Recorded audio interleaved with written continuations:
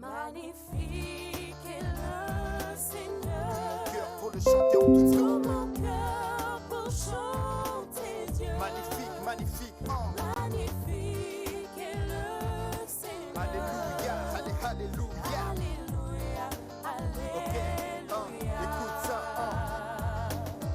Il est magnifique, lui mon Père.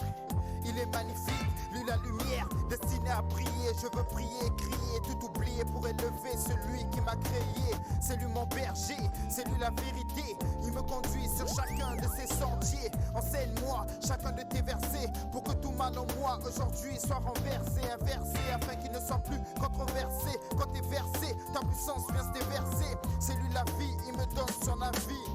En tout temps, c'est de lui que j'ai envie. Je veux marcher sur chacun de ses parvis afin de montrer à tous ceux qui n'ont pas vu. C'est lui qui est magnifique, c'est lui qui est magnifique. Au-delà de toute puissance maléfique. Le Seigneur. Tout mon cœur pour le chanter en tout temps. Tout mon cœur pour chanter Dieu. Magnifique, magnifique. Magnifique est le Seigneur. Alléluia, alléluia. Alléluia, alléluia. Extraordinaire puissance, majestueux, éternel, magnifique est le Seigneur. Toute ma chair, mon âme, mon cœur pour rappeler Dieu. Je sais que c'est plus facile de marcher dans l'intégrité, accompagné de la Trinité, faire l'esprit de sainteté, l'esprit de vérité, son amour pas mérité, ferme et à méditer. Mais pour te posséder, puisque le mal croyait posséder, par l'esprit de Dieu, vous découtez ce que son monde d'à côté.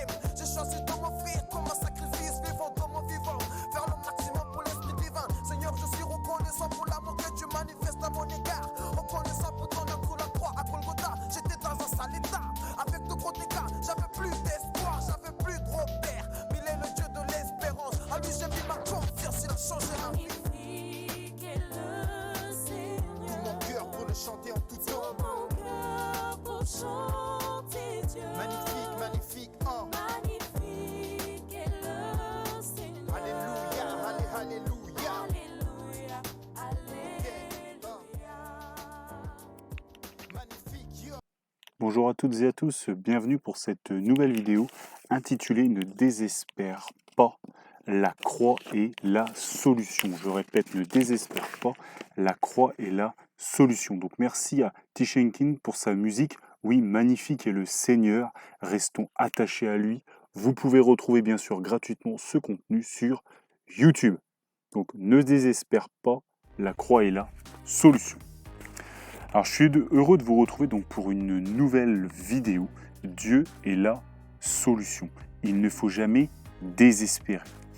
Je ne connais pas vos situations et vos difficultés, mais ce que je sais, c'est que Dieu, c'est que Jésus-Christ est la solution. Amen. J'aimerais aujourd'hui vous encourager à aller de l'avant et à vous battre. Beaucoup de gens désespèrent aujourd'hui. Beaucoup de gens se lamentent. Nous, on n'est pas comme ça.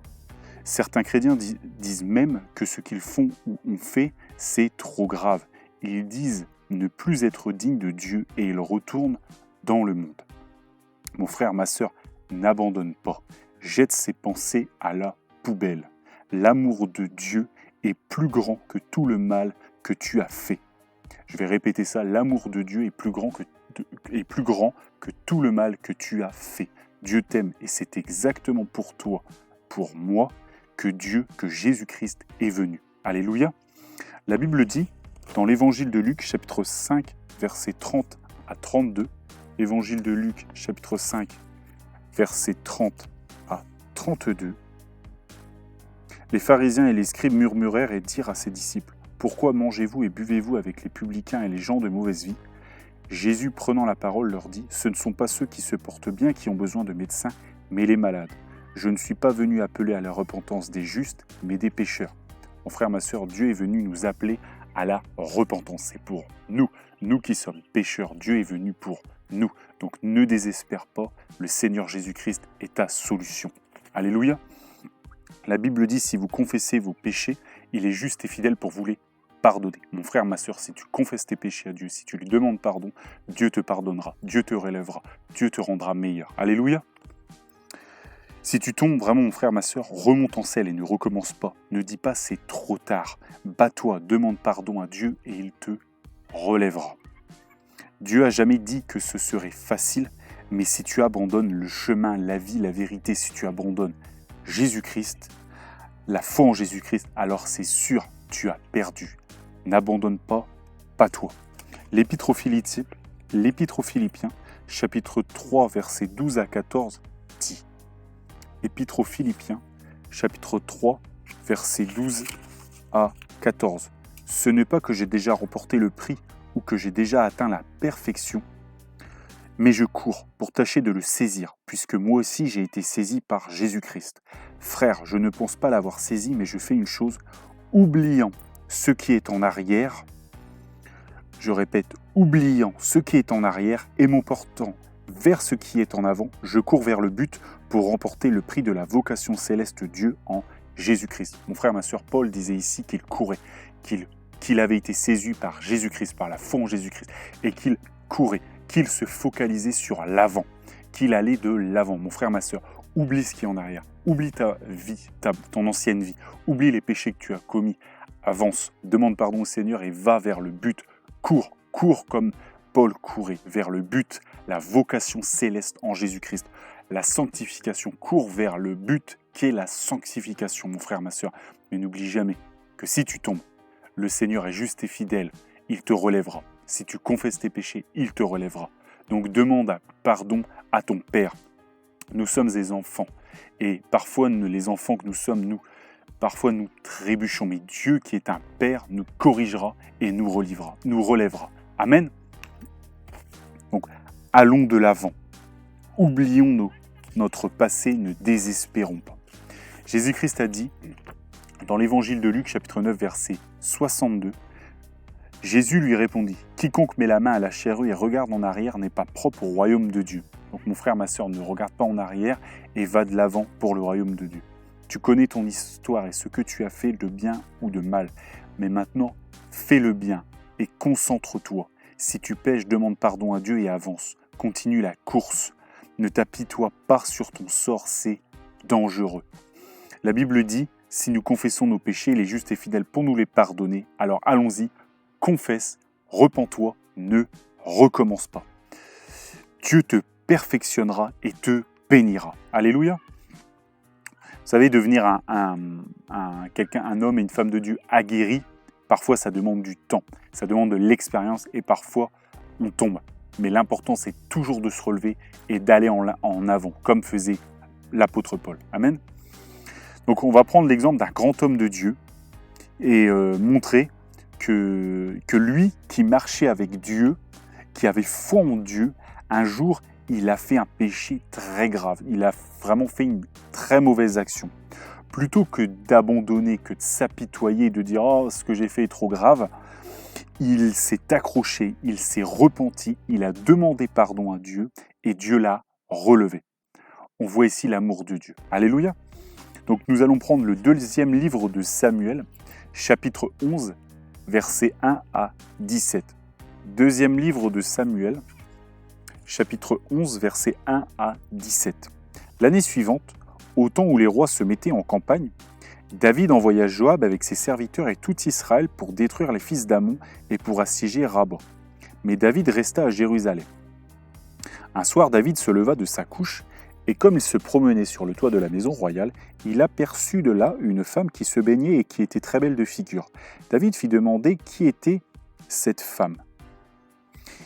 Et on lui dit, n'est-ce pas Bathsheba, fille d'Éliam, femme d'Uri le Héthien ? Et David envoya des gens pour la chercher. Elle vint vers lui et il coucha avec elle. Après s'être purifiée de sa souillure, elle retourna dans sa maison. Cette femme devint enceinte et elle fit dire à David, « Je suis enceinte. » Alors David expédia cet ordre à Joab, « Envoie-moi Uri et le Héthien. » Et Joab envoya Uri à David. Uri se rendit auprès de David qui l'interrogea sur l'état de Joab, sur l'état du peuple et sur l'état de la guerre. Puis David dit à Uri, « Descends dans ta maison et lave tes pieds. » Uri sortit de la maison royale et il fut suivi d'un présent du roi. Mais Uri se coucha à la porte de la maison royale avec tous les serviteurs de son maître, et il ne descendit point dans sa maison.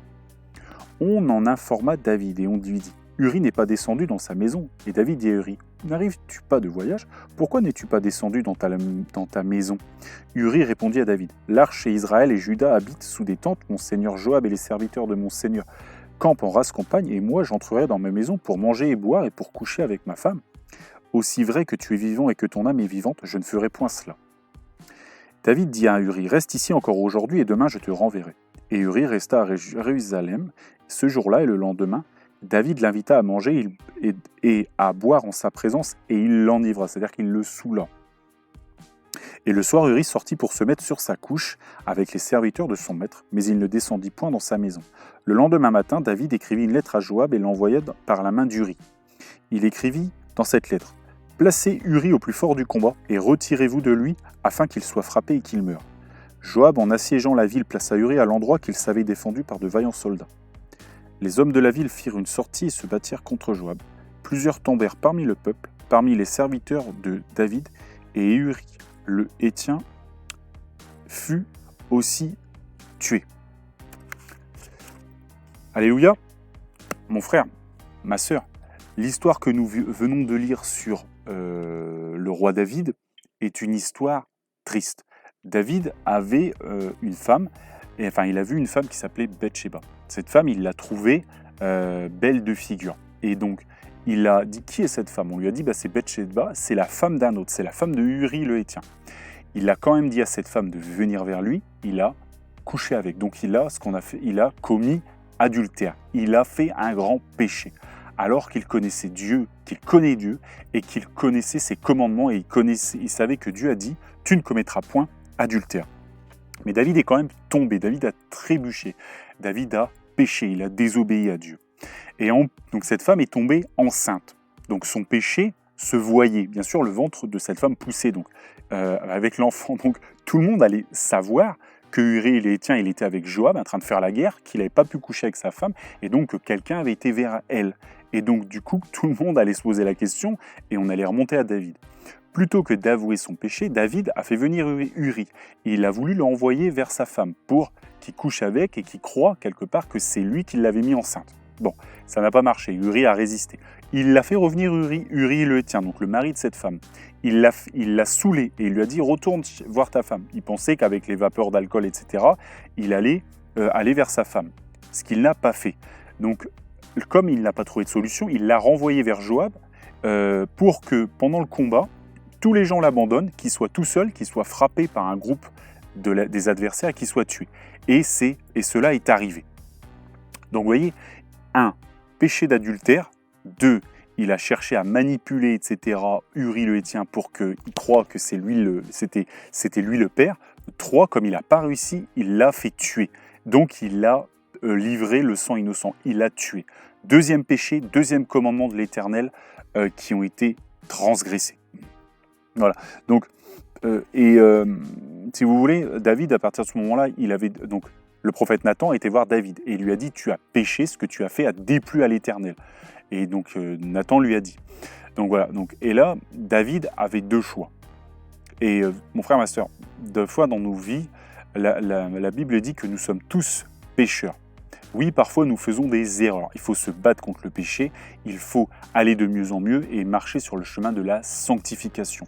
Mais la Bible dit que si nous tombons, nous avons un avocat auprès du Père, et cet avocat, c'est Jésus-Christ qui a été à la croix pour porter nos péchés. Donc, je répète, David avait deux cas de figure. Soit il aurait désespéré, soit il aurait abandonné, soit il aurait dit « je ne suis plus digne de Dieu, je ne suis plus digne de Jésus-Christ », et donc du coup il se serait retiré. Ça, c'était le premier choix. Le deuxième choix, le choix qu'il a fait, c'était le bon choix. C'était de demander pardon au Seigneur. C'était de demander à Dieu de lui pardonner, de le relever, de le bénir et de se repentir, de ne plus jamais recommencer. Et donc David a choisi cette deuxième solution. Mon frère, ma sœur, si tu choisis cette deuxième solution, Dieu te pardonnera, Dieu te bénira, Dieu t'élèvera, Dieu continuera à te conseiller, à te faire progresser dans ses voies. Alléluia. Tu auras la vie éternelle pour prix de ta foi. N'abandonne pas, ne désespère pas. Celui qui aimerait bien que tu désespères, c'est le diable. Mais n'abandonne pas, ne lâche jamais. Alléluia. Donc, David, lui, a choisi de ne pas désespérer. Il a choisi de ne pas abandonner. Et il va écrire le psaume 51, psaume merveilleux, où il va dire au chef des chantres, psaume de David, lorsque Nathan vint après lui après que David fut allé vers Bathsheba, donc après l'adultère et avoir tué Uri le Héthien. Ô Dieu, aie pitié de moi dans ta bonté. Selon ta grande miséricorde, efface mes transgressions. Lave-moi complètement de mon iniquité et purifie-moi de mon péché. Car je reconnais mes transgressions et mon péché est constamment devant moi. J'ai péché contre toi seul. Et j'ai fait ce qui est mal à tes yeux, en sorte que tu seras juste dans ta sentence, sans reproche dans ton jugement. Voici, je suis né dans l'iniquité, et ma mère m'a conçu dans le péché. Mais tu veux que la vérité soit au fond du cœur. Fais donc pénétrer la sagesse au-dedans de moi. Purifie-moi avec l'hysope, et je serai pur. Lave-moi, et je serai plus blanc que la neige. Annonce-moi l'allégresse et la joie, et les eaux que tu as brisées se réjouiront. Détourne ton regard de mes péchés, efface toutes mes iniquités. Ô Dieu, crée en moi un cœur pur, renouvelle en moi un esprit bien disposé. Ne me rejette pas loin de ta face, ne me retire pas ton Esprit Saint. Ne me retire pas ton Esprit Saint. Rends-moi la joie de ton salut et qu'un esprit de bonne volonté me soutienne. J'enseignerai tes voies à ceux qui les transgressent et les pécheurs reviendront à toi. Ô Dieu, Dieu de mon salut, délivre-moi du sang versé et ma langue célébrera ta miséricorde. Seigneur, ouvre mes lèvres, et ma bouche publiera ta louange. Si tu avais voulu des sacrifices, je t'en aurais offert, mais tu ne prends point plaisir aux holocaustes. Les sacrifices qui sont agréables à Dieu, c'est un esprit brisé. Ô Dieu, tu ne dédaignes pas un cœur brisé et contrit. Répands par ta grâce tes bienfaits sur Sion, bâtis les murs de Jérusalem. Alors tu agréeras des sacrifices de justice, des holocaustes et des victimes tout entières.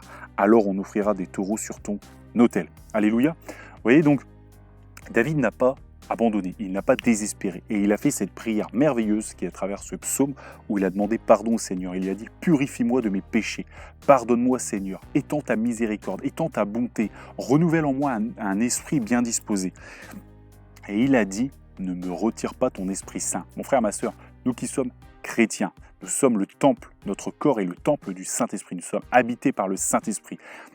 Il ne faut pas pécher, il ne faut pas attrister le Saint-Esprit. Mais Dieu veut nous sauver. Dieu veut nous sauver. Donc, si nous confessons nos péchés, il est juste et fidèle pour nous les pardonner. Voilà ce que dit la Bible. La Bible dit, si vos péchés sont rouges comme le cramoisi, ils deviendront blancs comme de la laine.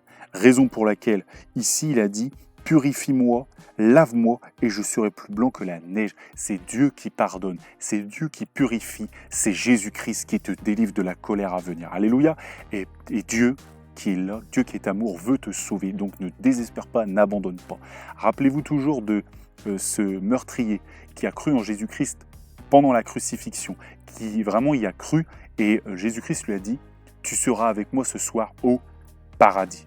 Tu seras avec moi au paradis. Vous voyez, donc, vraiment, vous savez, il a rien fait il a juste reconnu qu'il était pécheur, il a reconnu qu'il avait péché, il a reconnu que Jésus-Christ était Dieu, il était le Christ, et il a reconnu que c'était Jésus-Christ qui pouvait le purifier, le sauver. Alléluia, donc, il ne faut pas désespérer. Dieu est là, Jésus-Christ a été à la croix pour porter tes péchés, pour porter mes péchés. Donc, n'attriste pas le Saint-Esprit, ne recommence pas, repens-toi, demande-lui pardon, car le Seigneur est riche en bonté et en miséricorde, et il te pardonnera. Mon frère, ma sœur, David, qui pourtant est tombé, qui pourtant a fait un adultère, qui a été un meurtrier, Dieu lui a dit que c'était un homme selon son cœur, parce que David a avancé. David a progressé. David a demandé l'aide du Seigneur. Il a demandé pardon et Dieu l'a fait progresser dans ses voies. Mon frère, ma sœur, si tu demandes pardon à Dieu, Dieu te fera progresser dans ses voies. Si tu demandes pardon à Dieu, il t'élèvera. Alléluia. Donc, Dieu est amour et cet amour, vraiment, envers quelqu'un qui a des regrets, qui se repent, sera plus fort que le mal que nous avons fait. Donc, Dieu, vraiment, a pardonné à David. Et parfois, même si on tombe, demandons pardon au Seigneur et il nous relèvera.